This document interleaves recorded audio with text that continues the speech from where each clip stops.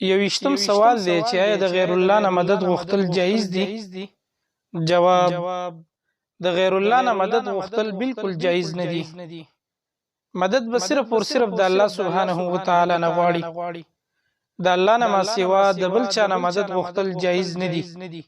قرآن مجید کې الله سبحانه و تعالی په سورۃ الفاتحه کې فرمایي: ایاک نعبد و ایاک نستعین، او خاص تا موږ عبادت کو او خاص تا نه موږ مدد غواړو.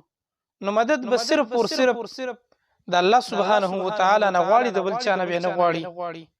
ډیر خلک چې تکلیف پر راشي، مصیبت پر راشي، سخته کې راګیر شي، نو ډایرک پیرانو توازن کوي چې یا پیر راورسیږي، یا لوی ځوان راورسیږي، یا بابا راورسیږي.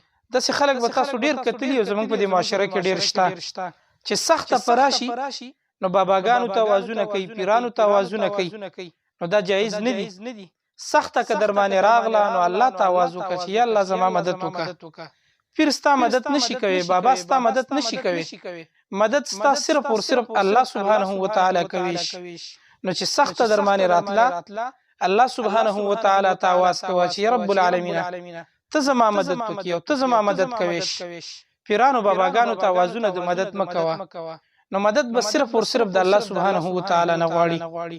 حدیث کې راځي، امام ترمذی رحمه الله په جامع الترمذی کې حدیث نقل کړی دی. د الله رسول صلی الله علیه وسلم فرمایلی دي: اذا سألت فاسأل الله واذا استعنت فاستعن بالله. کله چې ته سوال کې نو صرف د الله نه سوال کوه، د الله نه غواړه، الله نه سوال کوه.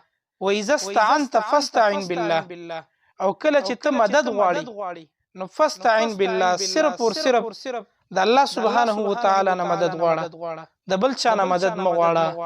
نو مدد به صرف او صرف د الله سبحانه و تعالی نه غوښتل کیږي، د غیر الله نه مدد غوښتل جایز نه دي.